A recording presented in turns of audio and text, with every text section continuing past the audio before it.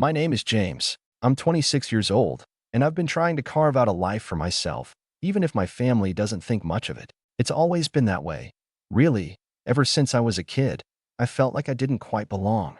Not in the dramatic, I must be adopted way, but more like I was an outsider in my own home. I grew up in a family that valued practicality above all else.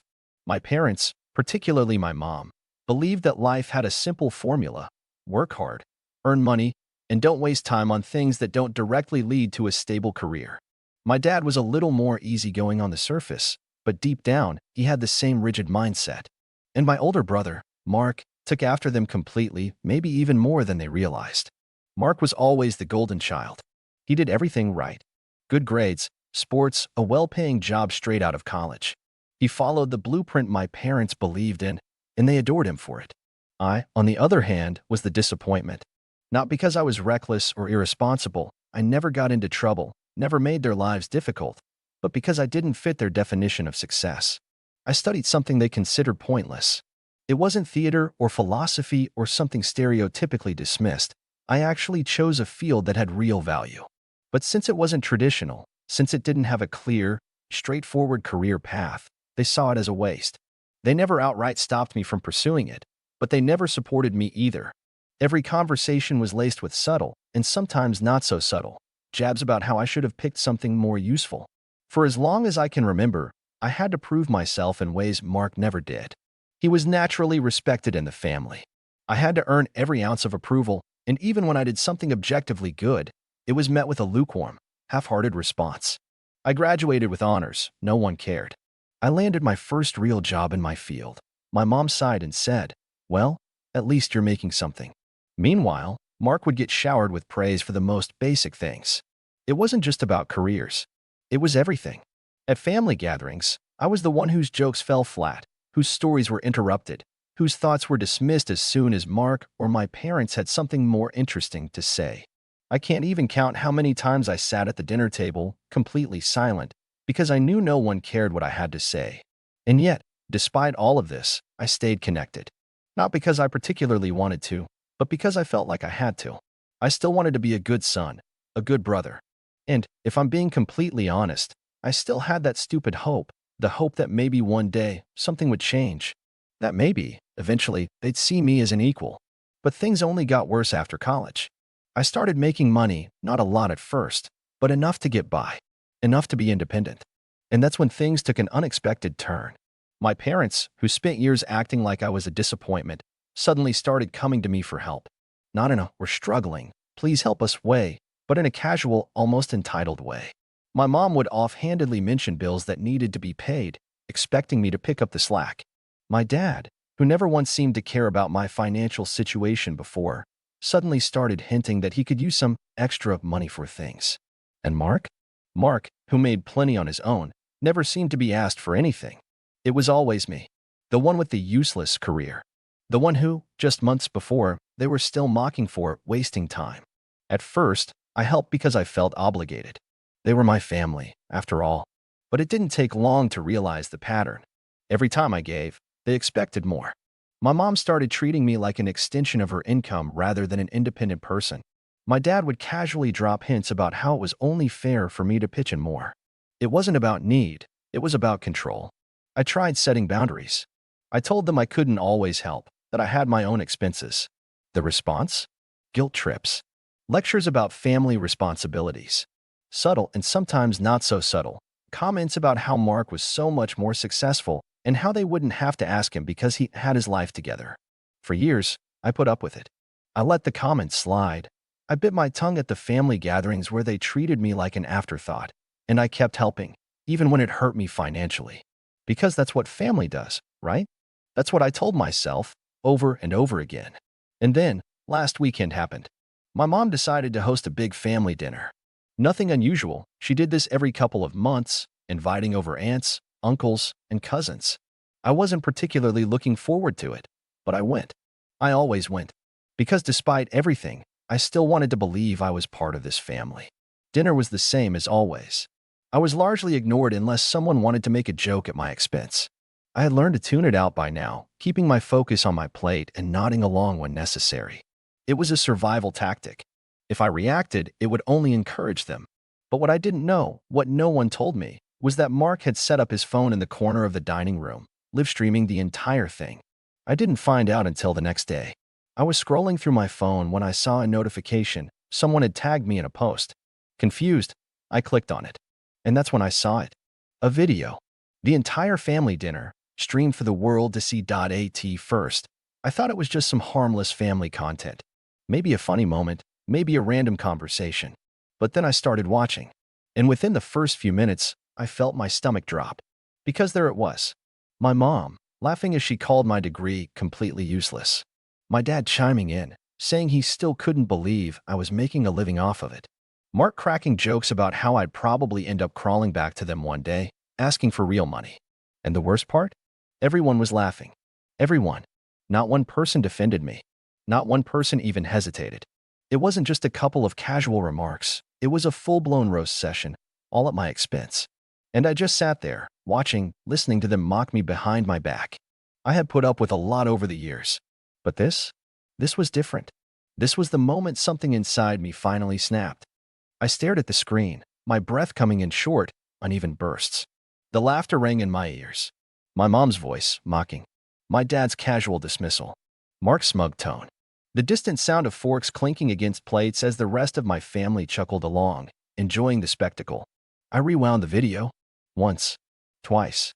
Maybe I had misheard. Maybe I was overreacting. Maybe. No. Every word was exactly what I thought it was. They weren't joking in the way families sometimes playfully tease each other. This wasn't lighthearted. This wasn't innocent. It was cruel. It was deliberate. And worst of all, it wasn't just one moment in the video. I skipped around, scrubbing through the footage, hoping to find a single moment where someone, anyone, stood up for me. A cousin, an aunt, an uncle. Someone to say, hey, that's not fair. But all I found was more the same. More jokes at my expense. More smirking, more laughter. At one point, my dad even made an offhand comment about how it was a good thing I was helping out financially, because at least that made me somewhat useful. And my mom, in between bites of food, actually said, if he was smart, he'd have studied something worthwhile in the first place. And then Mark, ever the perfect son, leaned back in his chair and muttered, yeah, but it's fine. He'll realize eventually. He can't play pretend forever. I couldn't even blink. Pretend? Pretend? I had been working tirelessly to make my career work. Struggling through setbacks, pushing through rejections, working long hours to build something of my own. And the whole time, they saw it as nothing more than me playing pretend? Something inside me burned. I had spent years, putting up with their constant put-downs. Enduring the little comments, the condescending tones, the forced smiles that never quite reached their eyes when I told them about something I was proud of. And through all of it, I had still been the one helping them. Paying for things when my mom conveniently forgot her credit card. Covering bills when my dad was short this month. Transferring money when my mom sighed about how things were just a little tight right now. And this was how they saw me. I locked my phone and placed it on the table, my hands shaking. For a long time, I just sat there, thinking, processing. And then, slowly, a thought started forming in my mind. I had always been the one to keep the peace, to let things slide, to swallow my pride and do what needed to be done because they're family. But maybe it was time to stop. I reached for my phone again, unlocking it with a swipe of my thumb. I scrolled through my recent transactions, my fingers tightening around the device as I looked at all the payments I had made in just the last few months. Rent money, grocery money, utility bills. Little things here and there that weren't a big deal, but added up to thousands of dollars over time. Thousands. And not a single word of appreciation. Not a single ounce of respect. I exhaled sharply, my mind racing. They expected me to keep playing my role. To keep nodding and smiling and handing over my hard-earned money while they mocked me behind my back. But they were about to learn something. I wasn't playing pretend. And I wasn't their safety net anymore. I took a deep breath, my thumb hovering over my mom's contact. Calling her first made the most sense. She was the one who always asked for money. The one who guilt-tripped me into giving more than I could afford. And I knew her well enough to predict how this would go. First, feigned innocence, then defensiveness, then a full-blown guilt trip about how I was overreacting and taking things too seriously. But this time, I wasn't going to let her manipulate me. I tapped the call button. It rang. Once. Twice. Then she picked up. James? What's wrong? Straight to the point. No hello. No pleasantries. Just immediate concern, because she never got calls from me unless she needed something or I needed something. And since she hadn't asked for money in the last week, she probably assumed I was calling about a favor. I didn't waste time. I saw the video. There was a pause, a hesitation, a barely perceptible shift in her breathing. Then, in a carefully neutral tone, she asked, "What video?" I clenched my jaw. The one Mark posted. The live stream of family dinner. Silence. Then, a little laugh. Forced. Uneasy. Oh, that. Come on, James, it wasn't a big deal. Not a big deal. I leaned back in my chair, staring at the ceiling. So you knew about it? She exhaled, irritated now. Of course I knew. Mark was just having a little fun. He does those streams all the time, you know. His friends love them. I'm sure they do, I said flatly. Especially when the whole family spends the night making fun of me. Oh, James, she sighed, her voice taking on that patronizing tone that made my skin crawl. You're being dramatic. Nobody was making fun of you. I let out a short, humorless laugh. Really? So when Dad called my career embarrassing, that wasn't making fun of me? When Mark said I was playing pretend, that was what support? She made a dismissive noise. You're taking it too seriously. It was just dinner conversation. We joke around. You know that. Joke around. That's what they always said. Every cruel comment, every jab, every casual insult, just a joke. Just harmless fun. I pressed my fingers against my temple, trying to stay calm. You do realize people could see that, right? Everyone. Strangers. My friends. My colleagues. Another pause. Then, a much more careful, measured response. Did someone say something? There it was. She didn't care that they'd humiliated me. She only cared if it had consequences. I closed my eyes, gripping the phone tighter. It doesn't matter if someone said something, Mom. What matters is that my own family spent an entire meal tearing me down, and you let it happen. She scoffed. Oh, please. You act like we sat around plotting ways to ruin your life. No one was thinking that hard, James. You're just sensitive. I exhaled through my nose, trying to keep my voice level. I've been helping you for years. I've covered bills, groceries, rent. I've given you money when I barely had enough for myself. And this is what I get in return. Oh, stop, she snapped. We're family. That's what family does. I let that hang in the air for a second. Then, slowly, I asked, what have you done for me, Mom? She went quiet. I pressed on. I mean it. What have you done for me? Because I can list everything I've done for you. But I can't think of a single thing you've done for me. James, she said, her voice sharp now. I raised you. I laughed, shaking my head. That's your job as a parent. That's not a favor you get to hold over my head. Silence. Then she sighed, as if I were being exhausting. Look, I don't have time for this. If you're going to sulk, do it on your own time. Just don't bring it up at dinner next week. I let out a breath. I won't. Good, she said, her voice lighter, like she thought she'd won. Because she didn't realize what I meant. I wasn't going to bring it up at dinner. Because there wouldn't be a next week. I was done. But first, I had one more call to make. I pulled up my dad's number and hit dial. The phone barely rang before my dad picked up. James. His voice was firm, like he already knew why I was calling and didn't want to waste time pretending otherwise. I could hear the faint sound of a TV in the background, some sports game playing. What do you want? I didn't dance around it. I saw the video. A pause.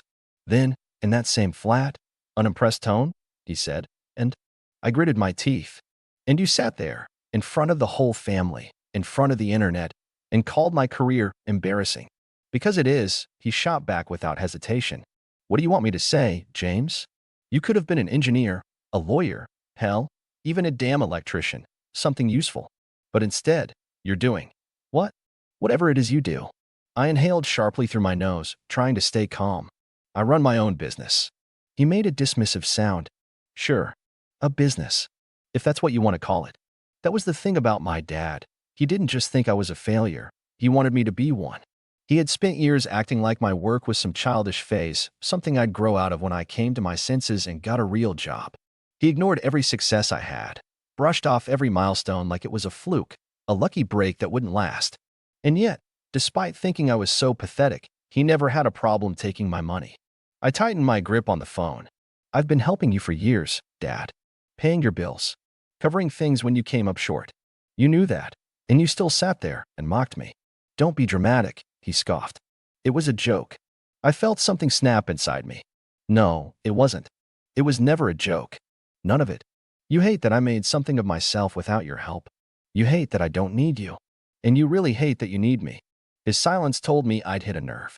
So I kept going. I'm done. No more money. No more help. You think I'm a joke? Fine. Go ahead and laugh. But you won't be laughing when the bills start piling up and I'm not there to bail you out. His tone turned cold. You'd really turn your back on your family over this? I let out a breath, shaking my head. You turned your back on me a long time ago. He was quiet for a long moment. Then, in a slow, warning tone, he said, You don't want to do this, James. I almost laughed. Even now, he thought he could intimidate me, bully me into falling back in line. But he didn't realize he had already lost. This conversation is over, I said simply. And before he could say another word, I hung up. I sat there for a moment, the weight of what I'd done settling in. The ties had been cut. For the first time in my life, I wasn't responsible for them. And for the first time in my life, I felt free. But I knew them. This wasn't over. They weren't going to let me go that easily. The next evening, just as the sun was dipping behind the skyline, I heard a knock at my door. The kind of knock that makes your stomach tighten because you know something's off.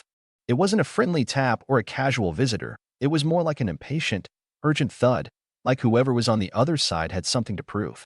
I stood still for a moment, staring at the door. I already knew who it was. I didn't even need to check the peephole. I could feel the tension in the air, the anticipation building up like a storm. They weren't going to let this go. I could already picture their faces, the guilt tripping, the anger. They weren't used to being ignored, especially not by me. I had always been the one to give in, to swallow my frustration and let it slide. But not anymore. I opened the door. There they were, my mom, my dad, and even Mark, standing in front of my apartment, looking like they had just come from a funeral. My dad was frowning, arms crossed, looking like he'd just stepped off the set of some low-budget mob movie. My mom was trying to look casual, but I could see the tightness in her posture, the way her fingers twitched at her side. And Mark, he was just there, standing in the back, arms crossed too, trying to look tough but clearly uncomfortable with the situation. James, my dad started, his voice dripping with false calm. Can we talk? I didn't even try to hide the irritation in my voice. What do you want? Mom stepped forward, her expression softer than my dad's. We came here because we need to clear things up. This has gone too far. I raised an eyebrow. Really? You want to clear things up? After that video? After years of pretending like you don't rely on me, that I'm some kind of embarrassment to you? We didn't mean it like that, she said, holding up her hands, her voice all saccharine sweetness. It was just a joke, honey. You're taking this way too seriously. You're overreacting. I clenched my fists at my sides. Overreacting? No, I'm done. For years, I've been paying for your bills, making sure you're comfortable, and you're still mocking me, mocking my career, my life. And when I finally stand up for myself, you come knocking at my door like nothing happened. My dad cut in, his voice growing louder now, with a touch of that familiar venom. You're acting like we're the problem here. Maybe you're the one who's got it all wrong. Maybe it's you who needs to grow up and stop being so sensitive about everything. I could feel my heart rate pick up. You really don't get it, do you? For once in my life, I'm not going to let you walk all over me. I've been carrying you, and I'm done. Mark, who had stayed mostly silent up until now, chimed in, his tone snide and mocking. Oh, come on, James. Are you really going to act like you're some kind of hero? You're just trying to play the victim because we're calling you out. My blood boiled. The last few years, I'd been the one saving their asses, working myself into the ground while they lived comfortably off my back. And now Mark, who barely even had a job, was lecturing me? Don't talk to me, Mark, I snapped, stepping forward, the heat of anger rising in my chest. You don't have the right to say a damn thing. You've been riding on my coattails since the day you turned 18, and now you've got the nerve to act like I'm the one in the wrong? You're all just mad because I'm no longer letting you treat me like a personal ATM. My dad's eyes hardened, the anger finally surfacing. You're crossing a line, James. Do you really think you can just walk away from your family like this? You'll regret it. We've always been there for you, and now you think you can just cut us off. I took a step back, my voice getting louder. No, you've never been there for me. You've been there to take. That's it. You've never supported me, not once. Every single thing I've achieved, I've done by myself, and I'm done pretending like I owe you anything for it. You don't get to humiliate me and then act like the victim when I finally stand up for myself. Mark started to speak again, but my dad held up a hand to silence him. He was glaring at me now, his eyes full of anger and something else I couldn't quite place. Something dangerous. You really think you can just cut us off, James? Fine. Go ahead. But don't think for a second that we won't find a way to make you pay for this. That hit me like a slap to the face. Make me pay? You really think you have that power over me anymore? I could feel the tension in the air, thick and suffocating. My mom was looking between us, her hands trembling slightly, but she didn't speak. It was like everyone had just collectively realized that things had gone too far, and they didn't know how to pull it back. I didn't wait for them to say anything else. I'm done. Don't come back here. Don't call me. Don't ask for anything. I'm not your bank anymore, and I'm not your punching bag. Get out of my life. For a moment, no one moved. It was like time itself had frozen, and the only sound was the faint hum of the refrigerator in the kitchen. Then, slowly, my dad shook his head. You'll regret this, James. But I didn't care anymore. Goodbye, I said firmly, closing the door in their faces. As soon as the door clicked shut, the silence in my apartment was almost deafening. It felt like a weight had been lifted from my chest, like I could finally breathe without the constant pressure of their expectations and manipulations hanging over me. For the first time in years, I felt like I was in control of my own life. Since that night, I haven't heard from any of them. I blocked their numbers, deleted their emails, and made it clear to a few mutual acquaintances that I wanted nothing to do with them. But I know they're still out there, plotting something, waiting for me to crack and reach out. Maybe they'll come knocking again, maybe not. I've been working even harder now, focusing on my business, which has been growing steadily without all the toxic noise. I don't feel guilty anymore when I look at my bank account or at my achievements. But every now and then, I wonder if I did the right thing, if I'm being too harsh, too unforgiving. Anyway, I've made my peace with it. But I'd love to hear your thoughts. Was I wrong to cut them off completely? Do you think I should have tried to work things out? What would you have done in my shoes? Let me know in the comments.